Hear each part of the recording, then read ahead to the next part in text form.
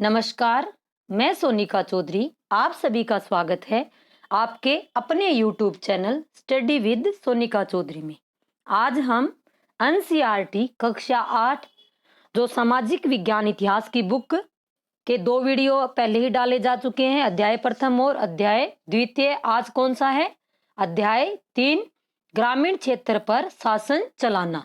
अभी अंग्रेजी जो कंपनी थी ईस्ट इंडिया कंपनी, उसके बारे में इसमें बताया गया है और यह वीडियो राजस्थान के सभी कंपटीशन के लिए उपयोगी है। जो एनसीईआरटी की किताबें हैं वो राजस्थान, यूपी, हरियाणा सभी के लिए यह उपयोगी है। मैंने इसमें वन लाइनर के रूप में सब पूरे पाठ का निचोड़ इसमें निकाल दिया है। आपको दोबारा बुक खोलने की जरूरत नहीं पड़ेगी। ग्रामीण क्षेत्र पर शासन चलाना। कंपनी दीवान बन गई। कौन सी कंपनी दीवान बन गई? East India company. जब पहले किसका युद्ध हुआ था? प्लासी का युद्ध हुआ था। कब हुआ था? 1757 में। और बक्सर का युद्ध कब हुआ था? 1764 में। तो 1764 में बक्सर का युद्ध हुआ तो उसके बाद नवाब का, बंगाल का जो नवाब था उसकी मृत्यु हो गई। उसके बाद क्या किया? जो मुगल बादशाह था उसने ईस्ट इंडिया कंपनी को बंगाल का दीवान तैनात कर दिया। तो कंपनी क्या बन गई? दीवान बन गई। 12 अगस्त 1765 को मुगल बादशाह ने ईस्ट इंडिया कंपनी को बंगाल का दीवान तैनात कर दिया। रॉबर्ट क्लाइव ने मुगल बादशाह से बिहार और उड़ीसा की दीवानी ग्रहण की थी। रॉबर्ट क्लाइव कौन था? जिसने प्लासी का प्रथम युद्ध की जिसने प्लासी का युद्ध किया था। किसके साथ किया था? सिराजुद्दौला के साथ। तो रॉबर्ट क्लाइव ने क्या किया था? बिहार और उड़ीसा की दीवानी किससे ग्रहण की? मुगल बादशाह से ग्रहण की थी। अब मुगल बादशाह ने क्या कहा कि हम इतनी दूर से शासन नहीं चला सकते, अब तुम ही इसके क्या हो जाओ? दीवान हो जाओ। अब ये दीवान बन गए तो दीवान बनने के बाद इनके पास सारे अधिकार आ गए। अब जो राजस्व वसूल था वो ये वहां से राजस्व भी वसूल करने लगे। पहले ये अंग्रेज क्या थे? जो ईस्ट इंडिया कंपनी थी उसको में जो सामान खरीदते थे उसके लिए बाहर से सोना मंगवाते थे। इंग्लैंड से सोना कहाँ आता था? भारत आता था सोना चांदी। और उसके बदले में क्या लेके जाते थे? ये यहाँ से सामान खरीदते थे, कच्चा माल खरीदते थे जो उनकी वहाँ औद्योगिक, क्योंकि इंग्लैंड में क्या हो रहा था? औद्योगिक विकास हो रहा था। तो उस समय ये यहाँ से कच्चा माल उपलब्ध करवाते थे।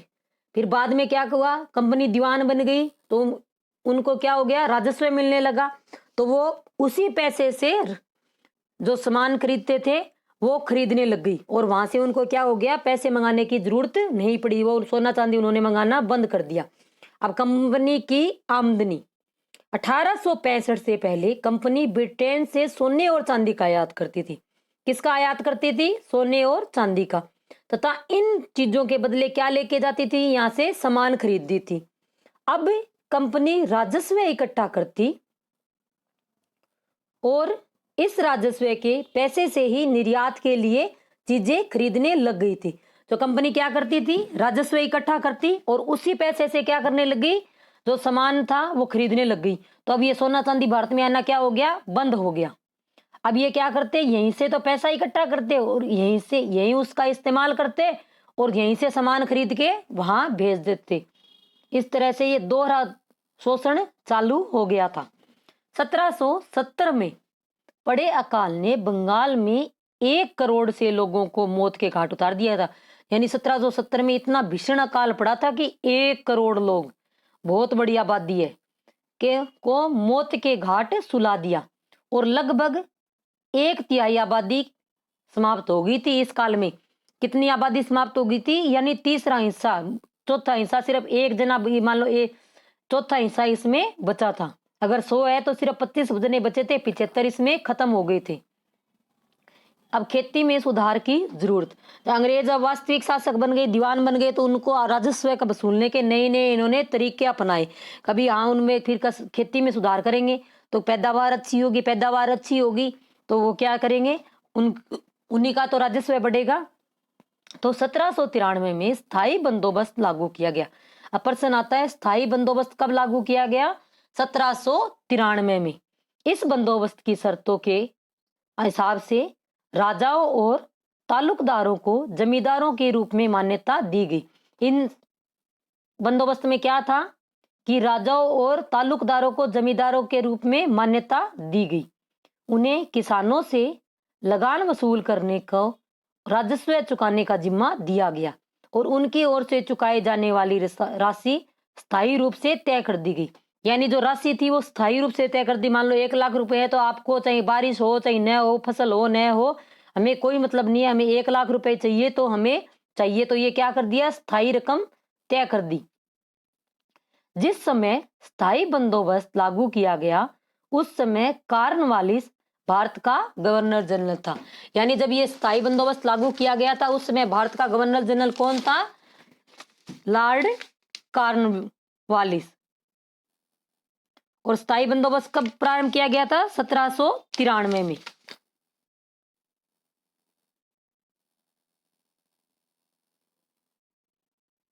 नेक्स्ट है, बंगाल में बहुत सारे गांव कई ताकतवर रेत खुद खेती नहीं करती थी और वह औरों को पट्टे पर जमीन दे देते थे और उनसे भारी लगान वसूल करते थे।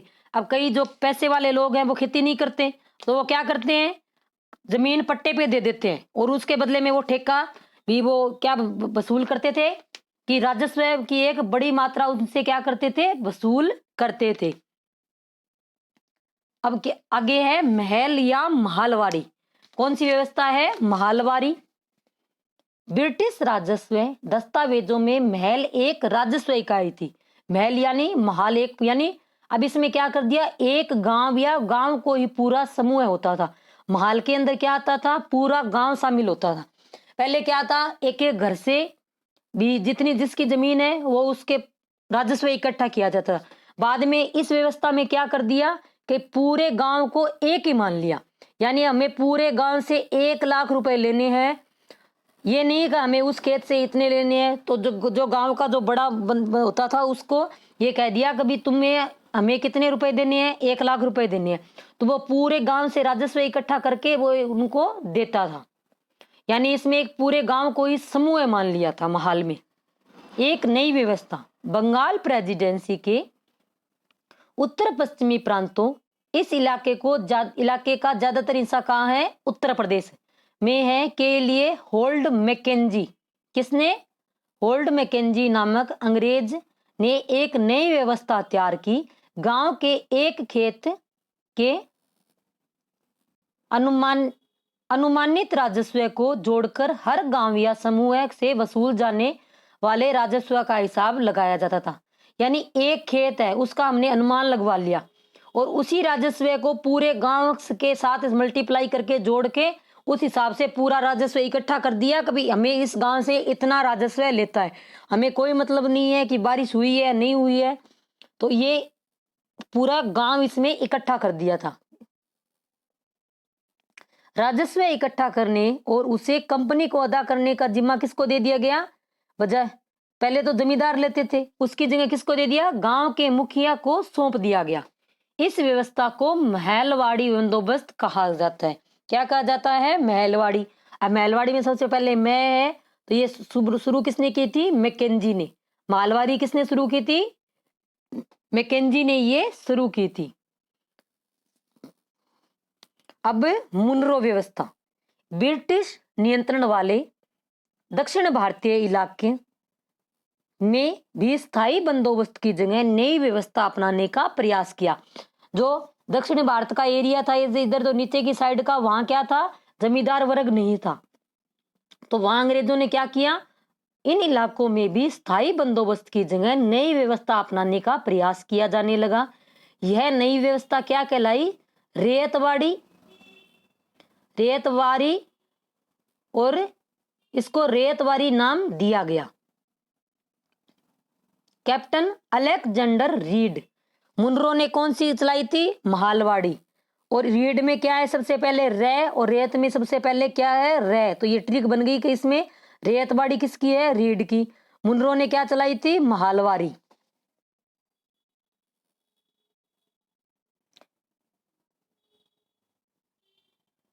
कैप्टन अलेक्जेंडर रीड ने टीपू सुल्तान के साथ चले युद्धों के बाद कंपनियों द्वारा कब्जे में किए कुछ इलाकों को इस व्यवस्था को आजमा कर भी देख लिया था।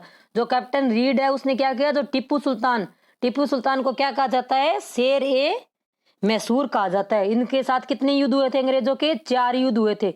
और इनको विजय कौन से युद्ध में प्राप्त हुई थी? चौथे युद्ध में। चौथा युद्ध कौन सा हुआ था? श्री रंगपट्टम का युद्ध हुआ था, तो उसमें अंग्रेज विजयी रहे थे। तो ये जो क्या है, रीड है, उसने क्या किया था, जो टीपू सुल्तान का इन्होंने जो एरिया जीता था, कब्जे में किया था, उनमें इस व्यवस्था को आजमा कर भी देख लिया था और ये वहां सफल भी रही थी। फिर इसको क्या किया, आगे आगे इसको लागू करते रहे। थॉमस मुनरो ने इस व्यवस्था को विकसित किया और धीरे धीरे पूरे दक्षिणी भारत में व्यवस्था फैल गई। यानी उस समय लागू यहाँ किसने लगाई थी? टीपू सुल्तान का जो एरिया था उसमें रीड ने। रेतवाड़ी व्यवस्था किसकी है? रीड की। और बाद में इसका विस्तार किसने किया? मुनरो ने। मुनरो की कौन सी थी? मालवारी। भारतीय नील की मांग क्यों थी? अब नील जो कपड़ों में रंग कलर चढ़ाया जाता है, अभी भी हम सफेद कपड़े जब धोते हैं तो उसमें नील देते हैं ना, तो वो नील ये एक फसल है, तो इसका पौधा लगाया जाता था। तो किसानों को ये क्या कहते थे? पौधा लगाने के लिए कहते थे और इसका उत्पादन भारत में किया जाता था और इसकी विदेशों में बहुत मांग थी, क्योंकि यह इसका इससे रंग कपड़ों में बहुत अच्छा आता था। तो बाद में इनको इतना ये हो गए थे, बाद में एक किसान ने कहा था कि मैं अपनी पूरी जमीन छोड़ दूंगा, मजदूरी कर लूंगा, लेकिन मैं नील की खेती नहीं करूंगा। तो भारतीय नील की मांग क्यों थी? नील का पौधा मुख्य रूप से उष्णकटिबंधीय इलाकों में भी उगता है। नील का पौधा किस में उगता है? उष्णकटिबंधीय इलाकों में भी उगता है। 18वीं शताब्दी के आखिर तक भारतीय नील की मांग और बढ़ गई। ब्रिटेन में औद्योगिकरण का युग शुरू हो चुका था और उसके पास कपास उत्पादन में भी काफी इजाफा हो गया था। अब जब ब्रिटेन में औद्योगिकरण प्रारंभ हुआ था तो कपास की भी खेती अच्छी हो रही थी, तो वहां कपास से तो उत्पादन में काफी इजाफा हुआ। अब कपास से क्या बनाए जाते थे? कपड़े बनाए जाते थे, और कपड़े बनेंगे तो उनके लिए किसकी आवश्यकता थी? नील की आवश्यकता। तो भारतीय नील की वहां क्या होने लगी? मांग बढ़ने लगी। 1783 से 1789 के वे दुनिया का नील उत्पादन आधा रह गया था। यानी बाद में क्या हो गया? नील उत्पादन आधा रह गया था। अब देखो आगे क्या है, नोट डाल के इसमें दिया हुआ है कि 1788 में ब्रिटेन द्वारा आयात किए गए नील में भारतीय नील का हिस्सा लगभग 30% था। कौन से सन में? 1778 में। लेकिन 1810 में ब्रिटेन द्वारा आयात की गई नील में भारतीय नील का हिस्सा कितना हो गया था? 95% हो चुका था। कितने परसेंट? 95%। रेतों की जमीन पर नील की खेती। रेती व्यवस्था के तहत बागान मालिक रेतों के साथ एक अनुबंध या सट्टा करते थे। जो रेत व्यवस्था के जो मालिक थे वो क्या करते? किसान को उनके साथ एक अनुबंध करते। उस अनुबंध में क्या होता? वो उनको पैसा दे देते। जब पैसा उनको दे दिया तो उनके सामने ये शर्त रखते कि जितनी आप खेती करोगे उसके एक हिस्से पे किसकी खेती करोगे? नील की खेती करोगे। तो इस बात का ये अनुबंध कर देते। और 25, मान लो आप 100 किला जमीन है तो उसकी 25 किला जमीन में क्या करेंगे? नील की खेती की जाएगी। यानी 25% भाग पर किसकी खेती करोगे? आप नील की खेती करोगी। रेती व्यवस्था के तहत बागान मालिक रेतों के साथ एक अनुबंध सट्टा करते थे। कई बार वह गांव के मुखिया को भी खेतों की तरफ से समझौता कर देते थे। यानी जो गांव का मुखिया होता था वो जो किसान होते थे उनकी खेतों की तरफ से एक समझौता करते थे।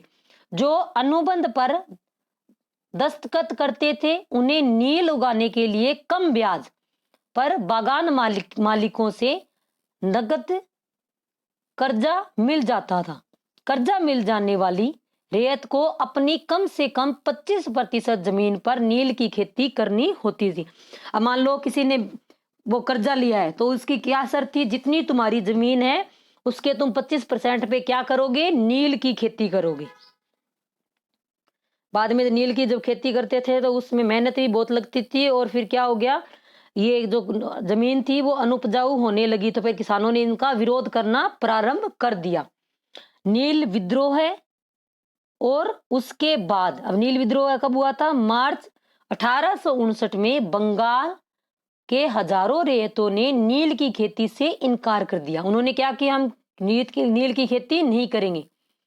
और रेत रे तो बागान मालिकों को लगान चुकाने से भी इनकार कर दिया कि हम न तो कोई लगान चुकाएंगे और न ही हम क्या करेंगे, नील की खेती करेंगे। ये भी ये अध्याय इतना ही है। अब इसके प्रश्न उत्तर। वीडियो अच्छा लगा तो लाइक करें, चैनल को सब्सक्राइब करें और पास में बेल आइकन है उसको भी प्रेस करें ताकि आने वाले वीडियो का नोटिफिकेशन आपको मिलता रहे। वीडियो में कुछ कमी है तो वो भी कमेंट बॉक्स में जरूर बताएं। अब आप सभी के लिए एक प्रश्न है कि स्थायी बंदोबस्त कब लागू हुआ। स्थायी बंदोबस्त कब लागू हुआ, इसका कमेंट बॉक्स में आंसर जरूर दे। ये इसका आंसर वीडियो में ऊपर दिया है, अगर आपने ध्यान से देखा है ना तो आप जरूर इसका आंसर दोगे। अब इसके प्रश्न उत्तर सुमेलित करने वाले हैं ये। रेत क्या होती है, किसान। महाल ग्राम सुए। रेतवाड़ी किसकी थी, रीड की। महालवाड़ी मैकेंजी की। तो महाल क्या था, पूरा एक गांव का समूह था और उसी को क्या किया था उन्होंने, राजस्व इकट्ठा करने का जिम्मा सौंप दिया था। जो गांव का मुखिया होता था वो पूरे गांव का इकट्ठा करके उनको दे देता था। निज क्या होते हैं, बागान मालिकों की अपनी जमीन। रेतों की जमीन पर खेती करना। जो कई रेत क्या थी, इतनी शक्तिशाली थी तो वो खुद नहीं खेती करते थे, वो किसानों दूसरे जगह के जो किसान थे उनको पट्टे पे दे देते थे और उनसे क्या करते थे, बहुत भारी मात्रा में राजस्व वसूल करते थे। अब नेक्स्ट है, रिक्त स्थानों की पूर्ति करो। यूरोप में बोर्ड उत्पादकों को नील से अपनी आमदनी में गिरावट का खतरा दिखाई देता था। यानी वहां जो यूरोप में भी क्या था, नील का उत्पादन होता था, लेकिन उनकी नील इतनी अच्छी नहीं थी। उनके मुकाबले में क्या थी, भारतीय नील ज्यादा अच्छी थी। तो उनको भारतीय नील की क्या थी, मांग ज्यादा थी। तो उनको क्या लगता था कि हमारी आमदनी में गिरावट हो जाएगी। अब नेक्स्ट है, 18वीं सदी के आखिर में ब्रिटेन में नील की मांग की औद्योगिकरण के कारण बढ़ने लगी। यानी नील की मांग क्यों बढ़ने लगी थी, क्योंकि ब्रिटेन में क्या हो गया था, औद्योगिकरण प्रारंभ हो गया था। अब आपको गांधी जी के 3 आंदोलन जब गांधी जी ने स्टार्टिंग में किए थे, कौन सा किया था, चंपारण, अहमदाबाद और एक कौन सा किया था, खेड़ा का। तो चंपारण आंदोलन था किसानों से संबंधित, ये किसके लिए था, किस खिलाफ था, नील बागान मालिकों के खिलाफ था। सबसे पहले गांधी जी का भारत के अंदर यही आंदोलन था, कौन सा, चंपारण आंदोलन। आप लोगों से जो प्रश्न पूछा था कि स्थायी बंदोबस्त की शुरुआत कब हुई थी, इसका आंसर कमेंट बॉक्स में जरूर दे। और इस वीडियो में इतना ही। वीडियो अच्छा लगा तो लाइक करें, शेयर करें और चैनल को सब्सक्राइब करें। धन्यवाद।